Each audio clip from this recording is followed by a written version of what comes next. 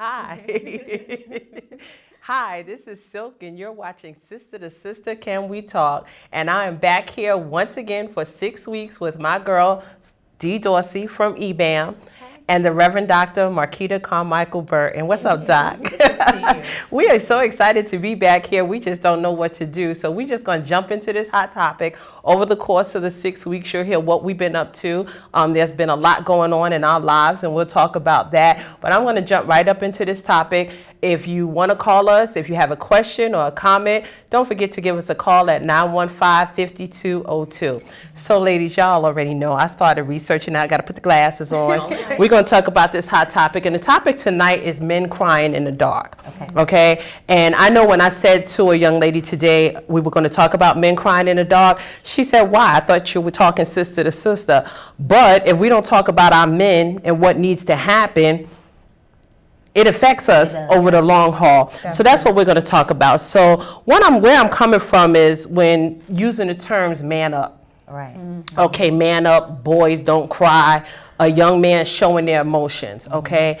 And we don't realize, because I'm guilty, I've done it too, in the past of my son fall down, a little girl falls down, and we're like, we want to coddle her, and oh, baby, baby, baby. But when a little boy falls down, it's like, you better get up from there. You better man up.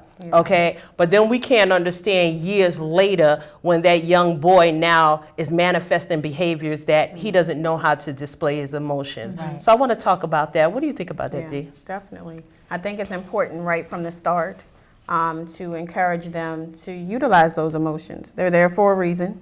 Everyone has them. It's human. It's not just a male or female thing. Right. Definitely. Right. Dr. Burton? And I think that it's very important for us to start inside the family and making sure that we understand gender roles, because a lot of times that's where it starts at home. We define what it means to be male. We define what it means to be female. For example, we do it even from the crib. We're not putting pink in boys' rooms, right? Right.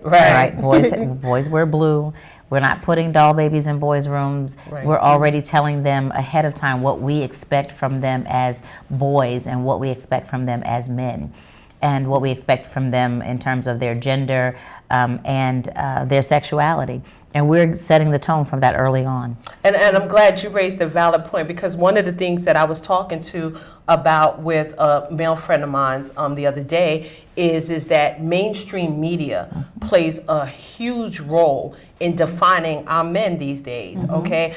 Just recently you had the young man, I think it was from Miami, that came out that he was being bullied on the team, and you had more men laughing than being supportive of that. It was just like, okay, is he really kidding me? Okay, you're talking about being bullied, man up. What do you think about that man up comment, callers? Give us a call at 915-5202. This is Sister to Sister, Can We Talk? The other thing that I wanted to talk about is the men hiding their emotions. Wait, can I just jump Sure, in real Pastor. quickly? When we were talking about that, the football team, and talking about that, I looked a little bit online, and what I found was very interesting, because that particular player that was being singled out for being the larger one, being doing the harassing part, has had a history of bad behavior, all the way going back to his college time, has had a history of hazing, a history of harassment, and even so, they had a video of him making racial overtones, racial threats, and things like that in a public place. And so we're hearing only a small piece of what the harassment actually was. Was it just so much that nobody wants to sit at the table with this guy? That's all rookie stuff. Right. But this is something that goes a little bit farther. And then again, it touches back to what you're saying about what does it mean to be a man, right? And sometimes what it means to be a man is to walk away from foolishness.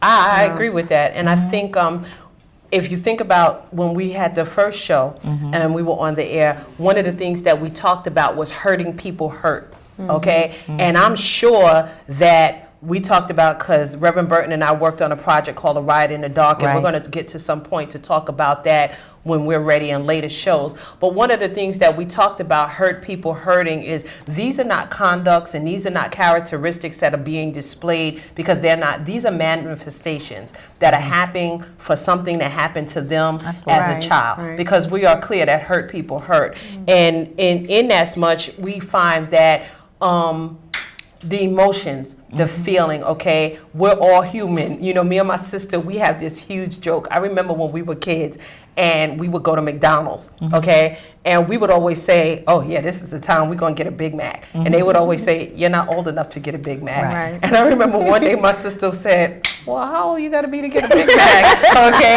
And it was then we started getting Big Macs. My point in that analogy that I'm making is that you're not old enough to cry. That's feminine. Okay, put that down. That's feminine. Little boys, remember once upon a time we all played with Barbies. And every once in a while you had a brother or cousin that wanted to play. And even Mattel came out with Ken. But yet it's not okay for little boys to play with dolls. Yeah. Okay, but then they turned around and made superhero dolls. And now little girls can't play with the superhero dolls. So it's like really, really crazy. So I wanted to talk about that. I wanted to talk about big boys not crying. Okay, that's huge for me because it's so difficult for a man to allow you to see him cry. What do you think? Yeah, definitely. And I think that that's one of the biggest things that we talk about as far as relationships with a lot of our moms that we work with is they don't see that emotional side of their man. They don't feel comfortable to cry with them. Even to the point where some of the moms aren't comfortable showing their emotions around their men because it becomes unacceptable because they can't deal with it or they can't handle it even when their woman gets emotional around them. So I think that's a really big thing. And of course it does stem from the childhood things that they've went through. Every emotion arises Definitely. to remind us about something that we've already went through. Definitely. I think something in there too that as women we need to be mindful of, and that is the messages that we are sending to men about what we find to be acceptable in terms of manhood. Excuse me, Reverend Sure. Doctor. Go ahead, caller. You're on the air with Sister to Sister. Thank you for calling. Do you have a question or a comment? Well, I have a comment. I know that a lot of times we as women basically are looking for love from a man, and he's not able to show us that love because he wasn't taught to love and to be sensitive and to care about our feelings, because that's what we teach our daughters. Exactly. And that's the breakdown in the household. That's why a lot of things, are messed up. Even as we have single fathers or we have just a single mother, but the father wants to be involved with the child life, what does he teach them? Right. He doesn't teach them, oh, well, this is how I feel. He never can express how he feels about anything. Sure. And we're left as women and as daughters is, I don't know if my dad really cares. I don't know. He never tells me he loves me. That type of thing. So do you have any idea, what can we do to change this cycle? I think, first of all, and you raised a valid point, caller. We thank you for calling. Let's dialogue about that a little bit. And then once you hear what we have to say, please feel free to call back in, okay? Okay. Thanks, hon. That caller, she raised a valid point, and I think for myself, it's communication. I can tell you that for myself, I was guilty of that because I was a single mom, okay? And my dad was a good man, but he was a manly man, okay? He was a manly man. He wasn't a hugging, embracing type of man. I remember that for me and my generation growing up, Papa, my grandfather, sat in his chair. Papa had his own chair. He did the manly things. He paid the bills. He did everything. Nana was the nurturer in the family. She's the one who took care of, all of the household stuff, okay? The woman role stuff, so to speak, okay? And then when I got old enough, my uncle, God bless the dead, Uncle Ronald, he was more, my uncle was gay, but he was the manly man, but he was gay, but he loved to cook. And everybody thought that was my Uncle Ronald could braid, and they thought that wasn't okay, okay? And it's those definitions of the manly man. So, caller, you raised a valid point. What do you feel? How do you feel, Pastor? Yeah, one of the things that I'd like to say to the caller and to all of us really is when we talk about how do we change a culture, we start at home. And we start with the ones who are the first teachers of the children. And those are the parents and grandparents and the family. We have to be the ones to decide and determine what is acceptable. So when we get men later on who are not able to show emotions or not able to show feelings, if you stop for just a moment and come back to the example that Silk gave in terms of how we teach boys when they fall down, how we respond to them when they fall. Instead of just saying to them, get up and brush that off, we have to nurture them as well, because hurt is still hurt. They scraped their knee also. They're bleeding also. They are in pain also. So if we don't take the time out to listen to little boys when they say that they're hurting, then we train them to keep their feelings inside. We train them that their feelings are not important. And we also teach them that when something is hurting you, hit it. Right? When something is hurting you, shut it down. Right. Those are the lessons that we're teaching early on. So then as they get older, the messages don't change. And even as women, one of the things I started to say is that we have to also be mindful of our roles when we say things.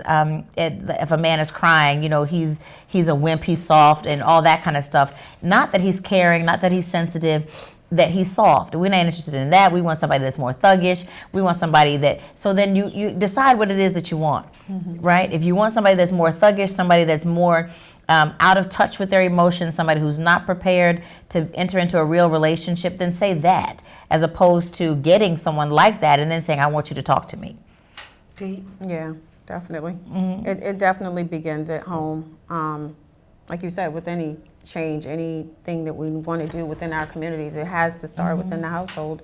And definitely, as women in the relationship, it's not just how we express ourselves to our children, but also how our children see ourselves, express ourselves with one another as spouses. That's right. How do we address the father in the home? Yes. Are we always looking at it as just macho and he's never, sensitive? We're never showing affection, and we're never appreciating the communication that comes across. Thanking them for saying how they felt. Yeah. Because a lot of times I think it becomes the communication about how you really feel about a situation. People shut down. Right. Yeah. Right, and I agree. And I think the other thing that I wanted to say, piggybacking off of what the caller called in, we have to stop castrating our men at an Absolutely. early age. Yeah. Absolutely. Okay, and then even in our relationships. Absolutely. Because I find that, listen, power to the people. I'm all for my feminist movement. I'm glad that we have sisters that burned their bra and everything else. But it comes to a point that we cannot strip a man totally of his manhood. I remember, one time being at a girlfriend's house and I didn't even want to be there. I tried to small up myself, so to speak, because her and her guy were dialoguing and they got into a serious argument. And one of the things she said to him was like, I don't need no man. I can do this all by myself. Right. Okay, well, realistically, we like that strong black woman. But once you get to the point where you start castrating a man, then what's the point? Okay? Emotional abuse is something that I want to talk about because I know a young man who recently just filed a lawsuit because he was being abused by his girlfriend for like almost a year. And every time he called the police, they laughed at him. Right. Because they was like, come on, man up. Right. That little bitty girl did you, but she was kicking them, biting them, scratching them. And I know this is a touchy subject for somebody because Pastor Burton and I talked about this. We were really easy to jump on the bandwagon with that whole Chris Brown and Rihanna situation. I'm not saying that Chris Brown was correct. I'm not a diehard Chris Brown fan, so I'm not rallying up the call from Chris Brown. But what I'm saying is what was Rihanna's accountability in that? Because verbal abuse is real. And if you say certain things out of your mouth, listen, I remember years ago when my son was young and he would come home and it would look like he fought a cat. This little girl just scratched him up all the time. And I was one of those mothers that was guilty. You don't hit little girls. You don't hit little girls. Until finally I got tired of my son coming home looking like he fought a mountain lion. Okay? And so I said, the next time she puts her hands on you, tap her. And the mother said, I can't believe that you did that. She's a little girl. Then I said she should only hit little girls. Because if she hit this one, if you hit, you get hit back. Now, I'm not condoning domestic violence. I'm not condoning some big dude. Y'all know my husband. How he's like a big dude hitting on somebody. But where is the line drawn? Where do we educate that we can coexist together without verbally abusing each other or physically assaulting each Right. other. One of the Before you go, things- Pastor, let me just remind you, you're watching Sister to Sister, Can We Talk? Give us a call, 915-5202, if you have a question or comment. I'm sorry, Pastor No, you're Burton. fine. You're fine. One of the things that I like, you and I had a conversation a little while ago, and we were talking about the whole man up and what does that mean. And